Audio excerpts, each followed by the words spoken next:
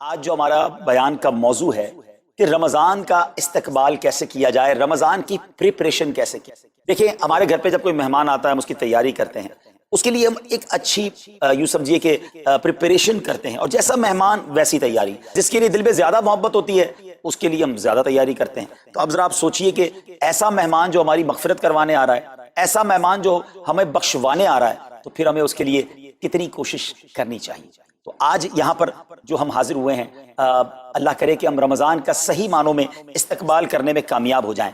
رمضان اللہ کا احسان ہے۔ رمضان کی اہمیت کو سمجھنے کے لیے یہی کافی ہے کہ پیارے آقا علیہ الصلوۃ والسلام فرماتے ہیں کہ اگر میری امت کو معلوم ہوتا کہ رمضان کیا ہے تو وہ تمنا کرتے کہ سارا سال ہی رمضان ہو۔ مولا علی شیر خدا کرم اللہ تعالی وجہ الکریم کا یہ قول کتنا نرالا ہے۔ آپ فرماتے ہیں اگر اللہ تبارک و تعالیٰ کو اس امت کو عذاب دینا ہوتا تو اس امت کو رمضان اور سورہ اخلاص عطا نہ فرماتا۔ اس کا مطلب کیا ہوا کہ یہ بخشوانے، عذاب سے بچانے کے لیے آ رہا ہے، رحمتیں برسانے کے لیے آ رہا ہے۔ کاروباری لوگ بھی مجھے سن رہے ہوں گے، جس علاقے میں جس اسٹور پر کوئی ڈسکاؤنٹ ہوتا ہے، کوئی اسکیم ہوتی ہے، فائدہ ہوتا ہے، ہم ادھر پہنچ جاتے ہیں۔ رمضان ایک ایسی اسکیم ہے، رمضان ایک ایسا بینیفٹ دیتا ہے کہ احادیث میں یہ مضمون ہے کہ فرض کا ثواب 70 گنا کر دیا جاتا ہے، نفل کا ثواب فرض کے برابر کر دیا جاتا ہے، شیطان کو بند کر دیا جاتا ہے، جہنم کو تالے لگا دی جاتے ہیں، جنت کے در کھول دیے جاتے ہیں۔ روزہ دار کے منہ سے جو اسمیل آتی ہے، جو بو آتی ہے، بعض اوقات ہم کہتے ہیں یار پیسٹ نہیں کر سکے پورا دن، منہ سے اسمیل آ رہی ہے، سنیے یہ اسمیل جو ہے یہ اللہ کے نزدیک مشک کی خوشبو سے بھی زیادہ بہتر ہے۔ ذرا آپ غور تو کیجئے، ہر سجدے پر 1500 نیکیاں دی جاتی ہیں، ہر سجدے پر سرخ یاقوت کا جنت میں ایک محل بنا دیا جاتا ہے، اتنی نیکیاں۔ پھر وہ کتنا بدنصیب ہے جو رمضان میں بھی عبادت نہ کرے، رمضان میں بھی اللہ کو راضی کرنے میں کامیاب نہ ہو۔ روزانہ افطار کے وقت 10 لاکھ گناہگار بخش دیے جائیں، اور جناب ہر جمعے کو جب رمضان میں جمعہ آئے تو ہر لمحے 10 لاکھ گناہگار بخشے جائیں، کروڑوں اربوں لوگوں کی بخشش گویا رمضان میں ہونی ہے، تو پھر ہمیں اس کی کیسی تیاری کرنی چاہیے، کتنا ثواب کمانے کے بارے میں سوچنا چاہیے۔ لیکن یہاں ایک اور بڑی امپورٹنٹ بات ہے، ایک تو رمضان میں نیکیاں کرنی ہے، دوسرا بڑا کام یہ کرنا ہے کہ ہمیں رمضان میں گناہوں سے بچنا ہے، کیونکہ عادتیں تو ساتھ ہی لگی ہوئی ہیں نا، شیطان بند ہے لیکن ہماری اپنی عادت ہے، جس کی روز حرام دیکھنے کی عادت ہے، حرام سننے کی عادت ہے، حرام بولنے کی عادت ہے۔ ایسا تو نہیں ہوگا نا چاند آتے ہی سارے سوئچ آف ہو جائیں گے، وہ عادتیں ساتھ ہی چل رہی ہوتی ہیں۔ غور کیجئے کہ رمضان میں جو گناہ کرتا ہے نا، اس کا عذاب بھی بڑھ جاتا ہے، اس کی پنشمنٹ بھی بڑھ جاتی ہے۔ یہ ایسے ہی ہے کہ کوئی مسجد کے اندر آ کے گناہ کرے، آپ کہیں گے نا یار خدا کا خوف کرو، مسجد میں ایسا کام کر رہے ہو۔ کوئی مکہ شریف حرم میں اندر جا کر گناہ کرے تو کتنا شدید ہو جائے گا وہ۔ تو رمضان جب اتنا مقدس مہینہ ہے، اس میں گناہ کرنا، اس کی پنشمنٹ بھی زیادہ ہے۔ ایک بار مولا علی شیر خدا کرم اللہ تعالی وجہ الکریم نے ایک قبر والے کا حال دیکھا، اور دیکھا اس قبر والے پر عذاب ہو رہا ہے، اور وہ چلانے لگا، عرض کرنے لگا اے علی میری مدد فرمائیے، اللہ کی بارگاہ میں سفارش کیجئے۔ مولا علی شیر خدا نے ہاتھ اٹھائے کہ اے مولا اسے بخش دے۔ ارشاد ہوا اے علی اس کی سفارش نہ کریں۔ عرض کی مولا وجہ کیا ہے؟ ارشاد فرمائے رمضان کے روزے تو رکھتا تھا مگر رات گناہوں سے باز نہیں آتا۔ روزے رکھ کر گناہ کرنے والے کو اتنا عذاب، تو جو روزے ہی نہ رکھے، ایسے بھی لوگ ہیں جو رمضان میں روزے نہیں رکھتے۔ پلیز اس کو ایزی نہ لیں، ہمیں نہیں معلوم، پتہ نہیں اگلا رمضان پھر نصیب ہوگا کہ نہیں۔ پچھلے رمضان میں کتنے لوگ تھے جو ہمارے ساتھ تھے، اس رمضان میں نہیں، اور اللہ پہلے تو ہم یہ دعا کرتے ہیں اللہ ہمیں یہ رمضان بھی عطا کر دے۔ زندگی کا کیا بھروسہ، دنیا کی جو کیفیت آپ کے سامنے ہے کبھی بھی جا سکتے ہیں، پھر اس رمضان کو تو سمجھ لیں بس ایک موقع بنا دیں، لائف چینجنگ ایکسپیرینس بنا دیں، بس اس میں عبادت کرنی ہے، اس میں خوب سجدے کرنے ہیں، اس میں روزے رکھنے ہیں، اس میں تراویح پڑھنی ہے، اس میں گناہ نہیں کرنے ہیں۔ اور آئیے میں آپ کو بتاتا ہوں کہ نبی پاک صلی اللہ تعالیٰ علیہ وسلم رمضان کیسے گزارتے تھے۔ ایک مسلمان کے لیے اس سے بہترین رول ماڈل کیا ہوگا کہ رمضان میرے آقا کیسے گزارتے۔ تو مختلف احادیث کا جو سمری ہے وہ یہ ہے کہ نبی پاک علیہ الصلوۃ والسلام عبادت میں کمر بستہ ہو جاتے، بستر پر کم تشریف لاتے۔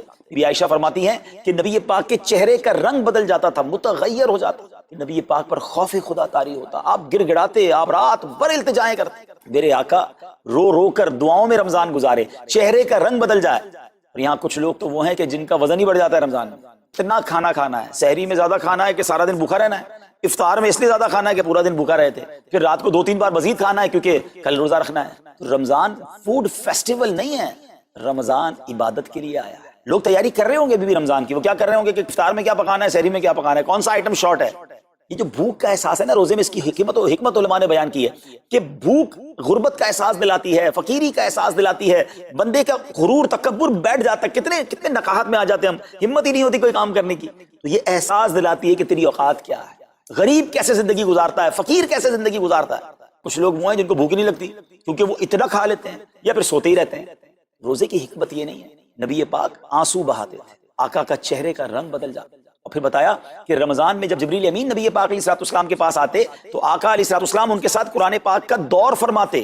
اور پھر ایک اور نبی پاک کا خوبصورت انداز کہ پیارے آقا ویسے تو سب سے بڑھ کر سخی ہیں، مگر جب رمضان آتا تو نبی پاک کا دریائے سخاوت ایسے بہتا تھا جیسے تیز آندھی، بلکہ اس سے بھی زیادہ. اللہ یہ 3-4 چیزیں آپ نے اور میں نے پکڑ لینی ہے. آقا علیہ الصلوۃ والسلام کے پیچھے پیچھے جانا ہے نا جنت میں.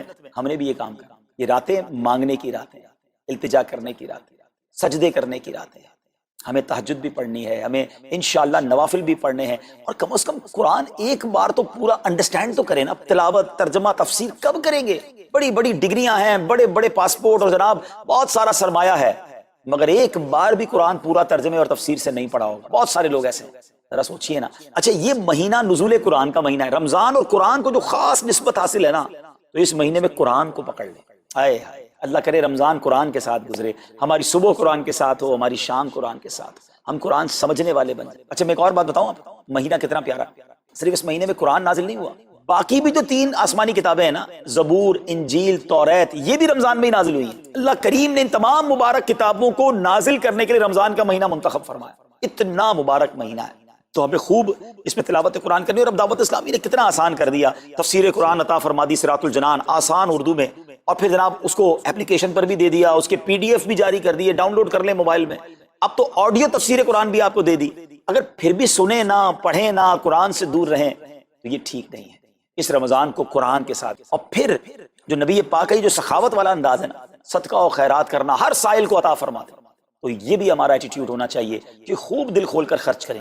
سب سے پہلے اپنی پوری زکوٰۃ ادا کریں. یہ اتنی بڑی اب بدقسمتی ہوتی جا رہی ہے. ایسا فیل ہوتا ہے دنیا بھر کے تاجران اور لوگوں سے جب ہم ملتے ہیں کہ جس طرح رمضان کے علاوہ بہت تھوڑی تعداد میں مسلمان نماز پڑھتے ہیں نا 5 ٹائم، ایسا لگتا ہے اب زکوٰۃ بھی بہت کم لوگ ہی دیتے ہیں، پوری زکوٰۃ نہیں دیتے، اندازے سے نکال دی، کیلکولیشن کرتے نہیں ہیں. اور یہ بھی فیلنگز آتی ہیں کہ زکوٰۃ جتنی بڑھتی جاتی ہے نا، ہزاروں میں جس کی زکوٰۃ ہے وہ دے دیتا ہے، لاکھوں والا بھی شاید دے دیتا ہے، لیکن جب زکوٰۃ ہی کروڑوں میں پہنچ جاتی ہے نا، تو پھر یہ دل پر بھار پڑنا لگ جاتا ہے، ڈیفیکلٹ لگنا شروع ہو جاتی ہے. بندہ یہ کیوں نہیں سوچتا کہ اگر اللہ پاک نے مجھ پر لاکھوں میں زکوٰۃ ہے تو اللہ نے کروڑوں دیے تو لاکھوں میں زکوٰۃ ہے. اگر کروڑوں میں زکوٰۃ ہے تو اربوں ہے تو کروڑوں میں زکوٰۃ ہے نا. زکوٰۃ کتنی ہے؟ ضروریات زندگی کی تمام چیزوں سے فارغ ہونے کے بعد جو مال تجارت، سونا چاندی، کیش یا پرائز بانڈ، یہ جو اس کی تفصیلات ہیں، اس پر 2.5% ہے. میں ایک اور لاجک سے آپ کو بات سمجھاؤں. اگر اس لاجک سے سمجھیں تو زکوٰۃ تو 1-1.5% بنتی ہے. وہ کیسے؟ ہم سب کے گھر نکل گئے، اس پہ زکوٰۃ نہیں ہے. ہماری گاڑیاں نکل گئیں، اس پہ زکوٰۃ نہیں ہے. جن کی فیکٹریاں ہیں وہ فیکٹریاں بھی مائنس کر دی گئیں، جن کی دکانیں ہیں وہ دکانیں بھی مائنس ہو گئیں. اچھا جناب اس کے علاوہ اگر کرائے پہ کچھ پراپرٹی دی ہوئی ہے اس پر زکوٰۃ نہیں ہے. اگر ان سب پر زکوٰۃ ہوتی، یعنی جو کچھ میرے پاس ہے ان سب پر ہوتی تو کتنی زیادہ ہو جاتی.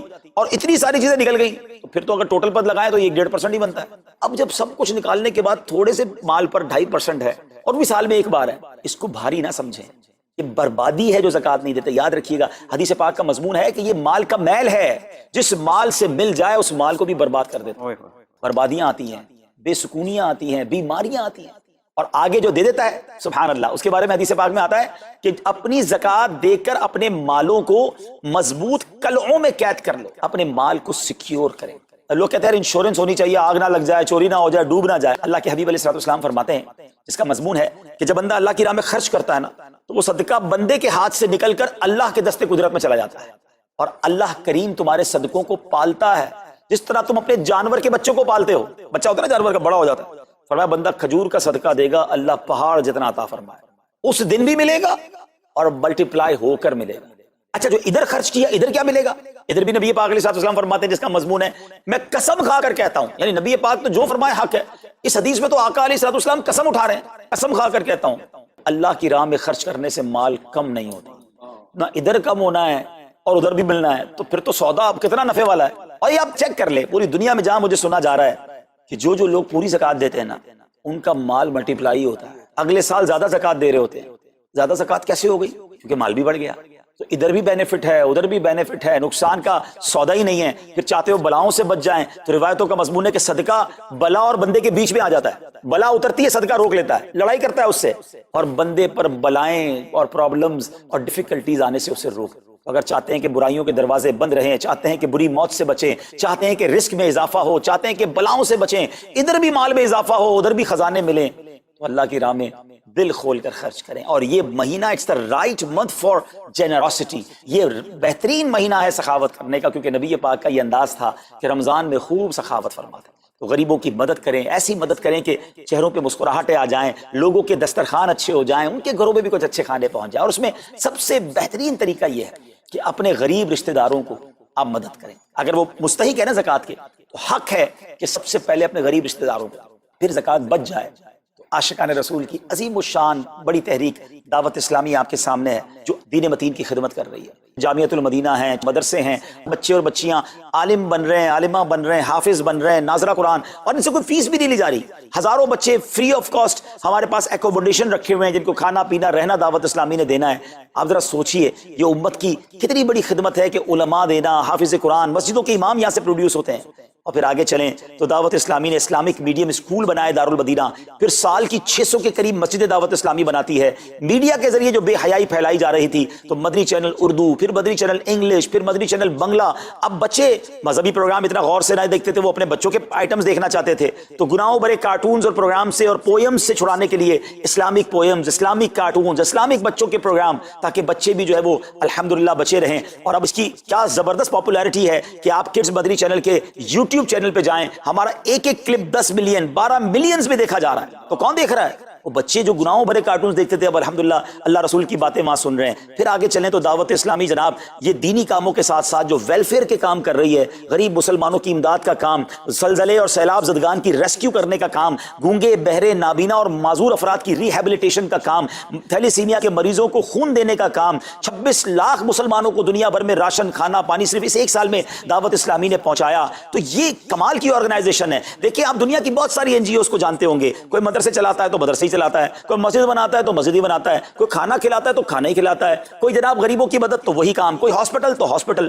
دعوت اسلامی ان ون امبریلا اتنے ساری ڈائیورسٹی کے ساتھ جو دین کی خدمت کر رہی ہے، دنیا میں اس کی مثال نہیں ملتی ہے. لاکھوں لوگوں کو دین بھی سکھایا جا رہا ہے، غیر مسلموں کو مسلمان بھی بنایا جا رہا ہے، بے عملوں کو با عمل بنایا جا رہا ہے، بے پردہ خواتین کو با پردہ بنایا جا رہا ہے، بے نمازیوں کو نمازی بنایا جا رہا ہے، ماں باپ کے نافرمان فرما بردار ہو رہے ہیں، شراب اور نشے کے عادی چھوڑ کر نمازی بن رہے ہیں. تو جہاں مریض ہیں ان کو خون بھی دیا جا رہا ہے، گھر میں بیٹھ کر میڈیا کے ذریعے اور سوشل میڈیا کے ذریعے لوگوں تک دین پہنچایا جا رہا ہے. تو یہ کمال کی ڈائیورسٹی ہے. تو میں تو سچ بتاؤں یہ جملہ کہا کرتا ہوں کہ میرے اور آپ کے پیسوں کا نصیب ہے کہ وہ دعوت اسلامی میں لگ جائے. تو یہ آپ آگے بڑھیے اور دین کے اس کام میں مزید حصہ ملائیے. خاص طور پہ فار ایسٹ میں آپ دیکھ لیں، کوریا میں، ہانگ کانگ میں، اور جناب یہ سری لنکا میں، تھائی لینڈ میں، ملیشیا میں، کتنے جاپان میں، کتنے ملکوں میں دعوت اسلامی کام کر رہی ہے اپنی اپنی بساط کے مطابق. اور لیکن ابھی مزید ادارے بنانے، ہمیں ان ملکوں میں بھی بنانے، ان ملکوں میں بھی آگے بڑھنا ہے.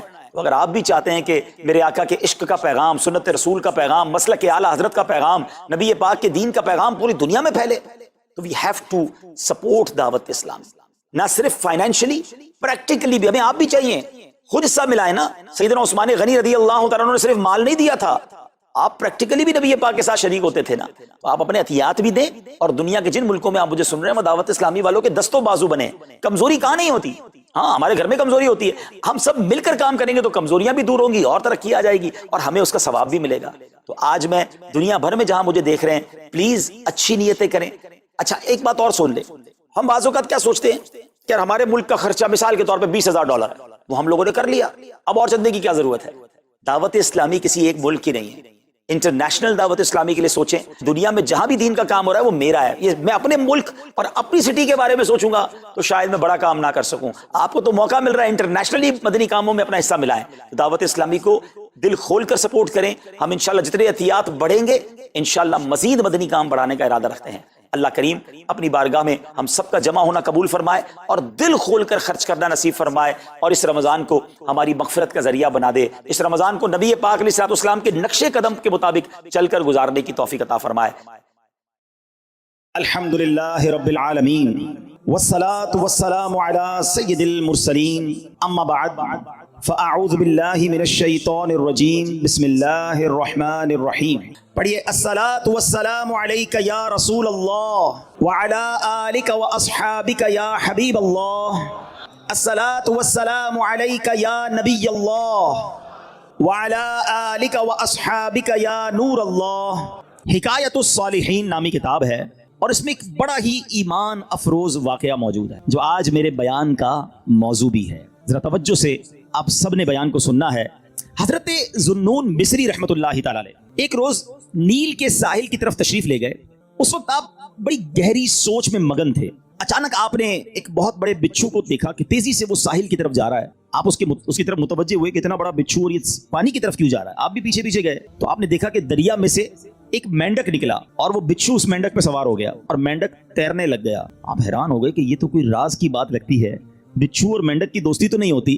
یہ تو ایسا لگتا ہے کہ اس کے لیے سواری کا انتظام کیا گیا ہے اور یہ دریا پار کرانے کا نظام بنایا گیا ہے. آپ کو بڑا تجسس ہوا.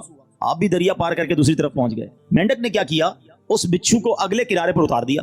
اب بچھو پھر چلنے لگا. آپ پیچھے جانے لگے. حضرت ذوالنون مصری رحمۃ اللہ تعالی دیکھتے ہیں کہ تھوڑا آگے گئے تو ایک شخص زمین پر مدہوش پڑا ہوا ہے, بے ہوش. اس کے سینے پر ایک بہت بڑا اژدہا, بہت بڑا سانپ اسے ڈسنے کے لیے تیار ہے. اس بندے کو پتہ ہی نہیں وہ بے ہوش پڑا ہوا ہے, مگر اس بچھو نے رائٹ ٹائم اچانک وہاں پہنچ کر اس سانپ کو ڈنک مارا اور اس بندے کی حفاظت کا انتظام کیا. وہ سانپ وہیں پر مر گیا اور بچھو واپس چلا گیا. حضرت ذوالنون مصری حیران کہ مالک یہ تیرے عجب راز ہیں.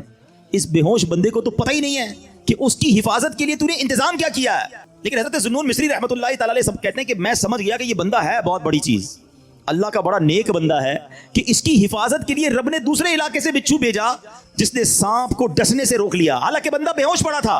آپ نے سوچا کہ میں اس بندے کے پیر ہی چوم لیتا ہوں, اتنا بڑا اللہ کا ولی ہے, بے ہوش ہے. وہ جیسے ہی قریب ہوئے نا تو آپ کو اس بندے کے منہ سے شراب کی بدبو آئی. آپ حیران ہو گئے کہ شرابی, گناہگار, اور اس کی حفاظت کا ایسا انتظام.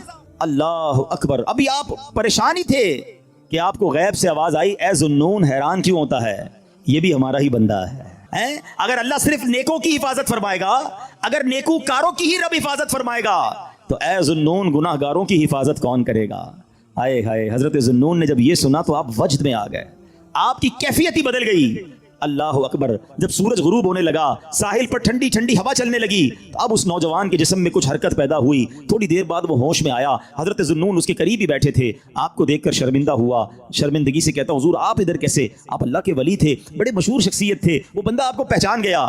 تو آپ نے فرمایا پہلے یہ بتاؤ کہ تم کون ہو, میرے بارے میں چھوڑو. اس نے کہا حضرت آپ تو دیکھ ہی رہے ہیں میں شرابی آدمی ہوں. آپ نے فرمایا ذرا بائیں طرف دیکھو, اپنی ذرا قریب دیکھو. اس بندے نے دیکھا تو مرا ہوا بہت بڑا سانپ پڑا ہوا. حضرت ذوالنون مصری نے اب اس کو سارا واقعہ سنایا کہ میں تو کہیں اور تھا, میں نے ایک منظر دیکھا, بچھو اور مینڈک کے پیچھے ادھر آیا, اللہ نے تیری حفاظت کا کیسا انتظام کیا, تو رب کی نافرمانی کرتا ہے اور وہ مالک تیری حفاظت فرما رہا ہے. اللہ اکبر. جب اس شرابی نے یہ واقعہ سنا وہ زاروں کتار رونے لگا, اور اس کے بعد اس نے جو ہے یہ اس نے بڑا کمال کا جملہ کہا, اگر وہ ذات گناہ گاروں کو ایسا نوازتی ہے تو پھر نیکوں کو کیسا نوازتی ہوگی. جب اپنے نافرمانوں کو وہ ایسا نوازتا ہے تو اپنے فرما برداروں کو کیسا نوازتا ہوگا. یہ کہہ کر وہ شخص نے سارے گناہوں سے توبہ کی, اب مجاہدات کرنے لگا, اب عبادتیں کرنے لگا. ایک وقت ایسا آیا کہ اس بندے کا شمار اللہ کے مقبول بندوں میں ہونے لگ گیا, وہ بھی اللہ کا ولی بن گیا. میرے پیارے اسلامی بھائیوں, مدنی چینل کے ناظرین, یہ واقعہ ہم سب کے لیے بہت بڑا پیغام ہے. ہم اللہ کی نافرمانی کرتے ہیں اور روزانہ ہی کرتے ہیں, مگر وہ رب ہم سے نعمتوں کو روکتا نہیں ہے. وہ ہم سے اپنی نعمتوں کو نہیں روک رہا. ہمارا رزق بند نہیں ہو جاتا. دنیا کا کیا دستور ہے, یہاں کاروباری لوگ بھی بیٹھے ہیں, ہمارے پاس کوئی بندہ نوکری کرے, ہم اس کو کہیں بیٹا آپ کا کام یہ ہے کہ روزانہ جانا ہے, آپ نے مارکیٹ سے وصولی کرنی ہے, اور یہ موٹر سائیکل میں آپ کو دیتا ہوں کیونکہ آپ کو روز جانا ہے, سفر کے لیے آپ کو موٹر سائیکل دیتا ہوں. بڑا مینیجر بن جاتا ہے, لوگ گاڑی دیتے ہیں, ٹھیک ہے.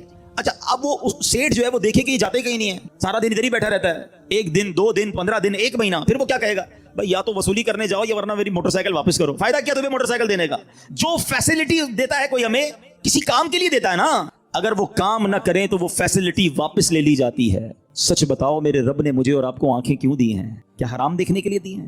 تلاوت کے لیے دی ہیں, ماں باپ کو محبت سے دیکھنے کے لیے دی ہیں, اللہ کے گھر کو دیکھنے کے لیے دی ہیں, اللہ نے جو حلال چیزیں ہمیں دی ہیں وہ دیکھنے کے لیے دی ہیں. کبھی ایسا ہوا کہ ہم حرام دیکھیں اور اندھے ہو جائیں, یار میری آج آنکھیں بند ہو گئیں, کیوں؟ بس وہ حرام دیکھ لیا تھا. نہیں, ہم گناہ کر رہے ہیں, وہ نعمتیں نہیں روک رہا ہے. یہ ہاتھ اس لیے نہیں دیے کہ اس سے حرام کام کیے جائیں, اس سے ظلم کیا جائے, مگر یہ ہاتھ حرام کی طرف اٹھتے ہیں, رب ہاتھ واپس نہیں لیتا. پیر گناہ کی طرف جائیں تو لنگڑے ہو جانے چاہیے تھے ہم, کہ بندہ کہے یار آج پیر نہیں چل رہے, کیوں یار؟ وہ کل میں جوا کھانے گیا تھا, میں شراب کھانے گیا, میں سنیما گیا, اللہ کی نافرمانی کے لیے چلا تھا, میرے رب نے پیر واپس لے لیے. اصول تو یہ بندہ ہے, مگر اس کی شان دیکھو کہ ہم روز نافرمانی کرتے ہیں. وہ ہمیں رزق دے رہا ہے، عزت بھی دے رہا ہے، آزاد بھی سلامت ہیں، تک اللہ کو ناراض کریں گے؟ کب تک اس رب سے دور رہیں گے؟ وہ ایسا کریم ہے، دنیا میں کسی کی بات نہ مانو، وہ نوکری سے نکال دیتا ہے، مگر رب ایسا کریم ہے کہ بندہ اگر جب اس کی بات ماننے لگ جائے نا، ایک بار دل سے توبہ کر لے، وہ اس کے سارے گناہ بھی معاف کر دیتا۔ اللہ اکبر۔ اے میرے پیارے اسلامی بھائیو، یہ ہے میرا مالک جو ہمارے عیب چھپاتا ہے۔ ہم اکیلے میں گناہ کرتے ہیں، وہ بتاتا نہیں کسی کو، ورنہ وہ چاہے تو ہم سب کے عیب کھل جائیں۔ جو لوگ ہمیں عزت سے دیکھتے ہیں، جو محبت سے ملتے ہیں، جو ہمیں بڑے نیک سمجھتے ہیں، اللہ تو جانتا ہے نا ہماری حالت کیا ہے۔ پنجابی شاعر کہتا ہے نا، دنیا والوں کو پتہ چل جائے نا ہمارا ایک عیب، ایک فوراً میسج چلائیں گے، پتہ چلا اس نے یہ کیا ہے، ہاں ماں باپ بھی گھر سے نکال دیں گے۔ میرا مالک کیسا کریم ہے، اسے معلوم ہے ہم کتنے برے ہیں، مگر وہ رحم کرنے والا ہے، وہ کرم کرنے والا ہے۔ ہم پھر بھی اس سے دوستی نہیں کرتے، ہم پھر بھی اسے ناراض کرتے ہیں۔ پیارے اسلامی بھائیوں، کب تک ہم گناہ کرتے رہیں گے؟ کب تک اللہ کو ناراض کرتے رہیں گے؟ اگر وہ مالک ناراض ہو گیا تو برباد ہو جائیں گے۔ اس کی رحمت چاہتی ہے کہ میں اور آپ بخشے جائیں، مگر ہم ہیں کہ یا تو توبہ نہیں کرتے، اور توبہ کرتے ہیں تو پھر اس پر قائم نہیں رہتے۔ حالانکہ نبی پاک علیہ الصلوۃ والسلام کی کیسی کیسی حدیثیں ہیں کہ جو توبہ کرتا ہے اللہ اس سے کتنا راضی ہوتا ہے۔ آئیے حدیث پاک سنانے سے پہلے میں آپ کو قرآن پاک کی آیت سناتا ہوں۔ اللہ کریم قرآن مجید میں ارشاد فرماتا ہے، سورہ بقرہ میں دوسرے پارے آیت نمبر 222 میں ارشاد فرماتا ہے، ان اللہ یحب التوابین، بے شک اللہ پسند کرتا ہے بہت توبہ کرنے والوں کو۔ اور اللہ جب توبہ قبول کرتا ہے نا تو سنو کیسا کریم ہے۔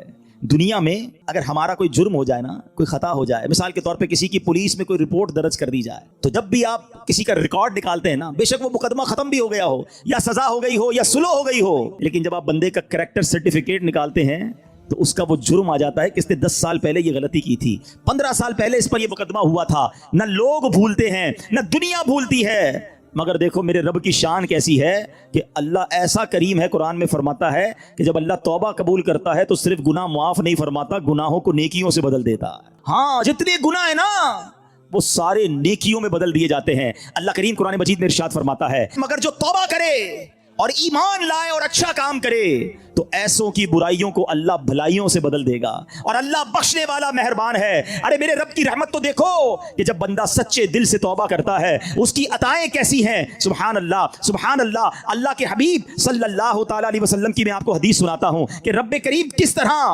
کس طرح توبہ کرنے والوں پر مہربانی فرماتا ہے۔ اللہ کے حبیب علیہ الصلوۃ والسلام فرماتے ہیں، جب بندہ اپنے گناہوں سے توبہ کرتا ہے تو اللہ عز و جل لکھنے والے فرشتوں کے پاس سے اس کے گناہ بھلا دیتا ہے، اس کے اعضاء، اس کے بدن کے جو پارٹس ہیں ان کو بھی بھلا دیتا ہے، اور اس زمین پر بھی نشان مٹا دیتا ہے جہاں اس نے گناہ کیے ہوتے ہیں، یہاں تک کہ جب بندہ قیامت کے دن اللہ سے ملے گا تو اس کے گناہ پر کوئی گواہ نہیں ہوگا۔ حالانکہ خود رب نے فرمایا قرآن میں کہ وہ دن آئے گا، ارے پڑھی ہے نا یاسین شریف، اس میں اللہ فرما رہا ہے وہ دن ہوگا جب منہ پر مہر لگا دی جائے گی، ہاتھ کلام کریں گے، پیر بتائیں گے کیا گناہ کیے تھے، کدھر گئے تھے۔ اگر توبہ نہیں کرو گے تو پھر بچ نہیں پائیں گے، لیکن اگر توبہ کر لیتے ہیں، اللہ سے دوستی کر لیتے ہیں، اللہ کو راضی کر لیتے ہیں، تو وہ ایسا کریم ہے کہ وہ پچھلے سارے گناہوں کو معاف کر دیتا ہے۔ ہم پھر کیوں اللہ کی نافرمانی کریں؟ ارے دنیا کا دستور کیا ہے، کوئی ہمارے ساتھ بھلائی کرتا ہے، ہم کیا کہتے ہیں، نہیں یار اس کو ناراض نہیں کرنا ہے، اس نے مجھے نوکری دلائی تھی، اس کو ناراض نہیں کرنا ہے، اس نے مجھے قرضہ دیا تھا، نہیں یار اس کو تو بالکل بھی ناراض نہیں کرنا ہے، مشکل وقت میں میرے کام آیا تھا۔ دنیا میں ایک کوئی احسان کر دے، تم کہتے ہو وہ ناراض نہیں ہونا چاہیے۔ جو صبح و شام رب احسان کر رہا ہے اس کی ناراضگی کا کوئی خوف نہیں کہ وہ ناراض نہ ہو جائے، میرا مالک مجھ سے ناراض نہ ہو جائے۔ سنو توبہ کرنے والے کس قدر اللہ کو پسند ہیں۔ اللہ کے حبیب علیہ الصلوۃ والسلام فرماتے ہیں، ابن ماجہ کی حدیث ہے، کل بنی آدم خطاء، آقا فرماتے ہیں سارے انسان خطا کار ہیں، غلطیاں تو سب سے ہو جاتی ہیں، مگر فرمایا وَخَيْرُ الْخَطَّائِينَ التَّوَّابُونَ، فرمایا خطا کاروں میں بہتر وہ ہیں جو توبہ کر لیتے ہیں، غلطی ہوتی ہے تو معافی مانگ لیتے ہیں، سر کو جھکا لیتے ہیں، اللہ سے عرض کرتے مولا آئندہ نہیں کروں گا، اور اس کی بارگاہ میں ندامت کا اظہار کرتے ہیں۔ ایک اور جگہ میرے آقا علیہ الصلوۃ والسلام فرماتے ہیں، تم سب میں بہترین وہ ہیں جو فتنوں میں مبتلا ہو اور توبہ کرتا ہو، یعنی اگر گناہ ہو جائے فوراً معافی مانگ لے۔ اچھا ہمارے کچھ لوگوں کا توبہ کا اسٹائل بھی بڑا عجیب ہے، توبہ توبہ استغفر اللہ، گالوں پہ چپت لگا لی مگر کوئی شرمندگی نہیں ہے۔ ارے ایسی توبہ تو خود توبہ کی محتاج ہے۔ توبہ دل سے ہوتی ہے، توبہ شرم کے ساتھ ہوتی ہے، توبہ ندامت کے ساتھ ہوتی ہے، اور جب ندامت کے ساتھ بس ایک لمحے کی توبہ ہونا، اللہ پچھلے سارے گناہ معاف کر دیتا ہے۔ صرف معاف نہیں فرمائے گا، وہ تمہارے گناہوں کو بھی نیکیوں سے بدل دے گا۔ اب ہم توبہ میں کیوں تاخیر کریں، کیوں اس سے دوستی نہ کر لیں؟ اے میرے پیارے اسلامی بھائیوں، तौबा की तो क्या शान है। आओ मैं अल्लाह की रहमत का एक और वाक़या सुनाता हूँ। मुकाशिफतुल कुलूब में इमाम गजाली अलैहि रहमतुल्लाहिल वाली ने यह वाक़या लिखा। बनी इसराइल में एक नौजवान था, 20 साल तक तो उसने अल्लाह की खूब इबादत की। फिर अगले 20 साल उसने अल्लाह की बहुत नाफरमानी की। फिर आईना देखा तो दाढ़ी के बाल सफ़ेद हो गए थे। फिर वो गमज़दा हो गया और कहने लगा, ए मेरे खुदा, मैंने 20 साल तक तेरी इबादत की, 20 साल तक मैंने तेरी नाफरमानी की, अब मैं तेरी तरफ आऊँगा तो मेरी तौबा कबूल हो जाएगी, या अल्लाह तो मुझे माफ़ कर देगा। उसने किसी कहने वाले की आवाज़ सुनी, तुमने हमसे मोहब्बत की, हमने तुमसे मोहब्बत की, फिर तूने हमें छोड़ दिया, हमने भी तुझे छोड़ दिया, तूने हमारी नाफरमानी की, हमने तुम्हें मोहलत दी, और अगर अब तू तौबा करके हमारी तरफ आएगा तो हम तेरी तौबा कबूल कर लेंगे। ये है उसकी रहमत। ऐ मेरे प्यारे इस्लामी भाइयों, अब हम क्यों ना रब से मोहब्बत करें, क्यों ना हम अल्लाह से प्यार करें और क्यों ना सच्ची तौबा कर लें। हमारे आस पास से लोग उठ रहे हैं, मेरी भी बारी आने वाली है, आपकी भी बारी आने वाली है। हम किस इंतजार में हैं, शैतान के किस वार में हैं, हम तौबा में ताखीर क्यों कर रहे हैं। अरे कब अल्लाह को राजी करेंगे, कब तक अल्लाह को नाराज करते रहेंगे, कब तक नमाजें कज़ा होती रहेंगी, कब तक आंखें हराम देखती रहेंगी, कब तक मेरे और आपके कान हराम सुनते रहेंगे। ऐ हराम कमाने वाले, कब तक हराम कमाता रहेगा। बदकारी करने वाला, बेहयाई करने वाला, नाम महरम लड़कियों और औरतों से दोस्तियां करने वाला सोचे कब तक तुम ये गुलछड़े उड़ा लोगे। जुआ खेलने वाला सोचे कब तक मैं ये काम कर लूंगा। अरे अचानक ये ऐलान होगा कि फलां का इंतकाल हो गया है, हमारे ही दोस्त हमें कांधों पर उठाएंगे, हमें कब्र में डालकर आ जाएंगे। ये दोस्त जो आज थोड़ी सी हमारी घबराहट पर हमारे साथ खड़े हो जाते हैं, पता है जब कब्र में उतारेंगे ना तो लोग कह रहे होंगे जरा सही तरीके से मिट्टी डालो, कोई सुराख बाकी ना बच जाए। हवा भी नहीं छोड़ेंगे, एक सुराख भी नहीं छोड़ेंगे, मुझे और आपको तन्हा कब्र में छोड़कर आ जाएंगे। फिर क्या होगा, मेरे और आपके पास क्या बचेगा। ये माल, ये दौलत, ये गाड़ी, ये घर, ये शोहरत, सब कुछ पीछे रह जाएगा।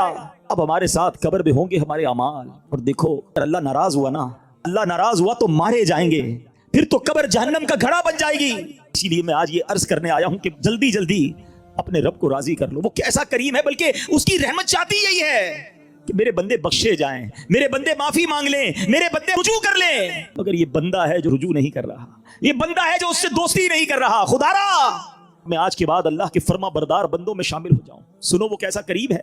हजरत सैयदना अबू हुरैरा रज़ियल्लाहु तआला अन्हु से बरवी है, रसूलुल्लाह सल्लल्लाहु तआला अलैहि वसल्लम का फरमाने आली शान है कि जब कोई बंदा गुनाह कर लेता है और फिर कहता है कि ऐ मौला मैंने गुनाह कर लिया, मुझे माफ कर दे, तो अल्लाह फरमाता है मेरा बंदा जानता है कि कोई उसका रब है जो गुनाह मुआफ भी करता है और उस पर पकड़ भी लेता है। मैंने अपने बंदे को बख्श दिया। फिर जितना रब चाहता है बंदा ठहरा रहता है, उसके बाद फिर कोई गुनाह कर लेता है, फिर अर्ज करता है इलाही मैंने फिर गुनाह कर लिया है, फिर मुझे माफ कर दे। तो रब करीम फरमाता है मेरा बंदा जानता है कि कोई उसका रब है जो गुनाह करने पर पकड़ भी लेता है और माफ भी फरमा देता है। मैंने अपने बंदे को बख्श दिया, फिर उस बंदे से फिर गुनाह हो जाता है। वो फिर अल्लाह से कहता है, तीसरी बार कहता है अल्लाह फिर गुनाह हो गया है, रब करीम मुझे माफ कर दे।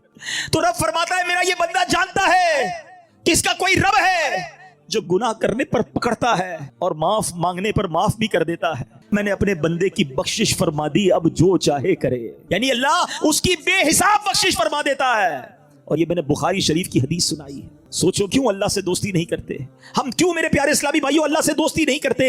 एक बार आज अल्लाह से दोस्ती करके मैंने और आपने सच्ची तौबा करके जाना है और अल्लाह की बारगाह में यही अर्ज करना है कि मौला कमजोर हूं, गुनाह हो गए, माफ कर दे। अल्लाह मैं मानता हूं मैं गुनाहगार हूं, मुझे माफ कर दे। अल्लाह मैं आइंदा गुनाह नहीं करूंगा, मुझे माफ कर दे। अगर तूने पकड़ लिया मारा जाऊंगा, मेरे पास कोई हिसाब नहीं है, मुझे माफ कर दे। मैं मानता हूं मैंने कई बार तौबा की मगर फिर गुनाह किए, मौला माफ कर दे। तुझसे माफी नहीं मांगूंगा तो किससे मांगूंगा, मौला माफ कर दे। अल्लाह तू माँ से ज्यादा अपने बंदे को चाहने वाला है। आज के इज्तिमा में करम कर मालिक, माफ कर दे, क्योंकि मुझे नहीं पता मेरी जिंदगी की कौन सी रात आखिरी रात है। क्या मालूम किसी का इंतकाल आज भी तो हो सकता है ना। है कोई ऐसा जिसके पास ये गारंटी हो कि वो आज जिंदा घर जाएगा? हम में से तो किसी को नहीं पता। आगाह अपनी मौत से कोई बशर नहीं, सामान 100 बरस का है, पल की खबर नहीं, तो फिर किस बात का इंतजार है। याद रखो बेवफा दुनिया पे मत कर एतबार, वो अचानक मौत का होगा शिकार। मौत आकर ही रहेगी याद रख, जान जाकर ही रहेगी याद रख। कर ले जो करना है, आखिर मौत है, एक दिन मरना है।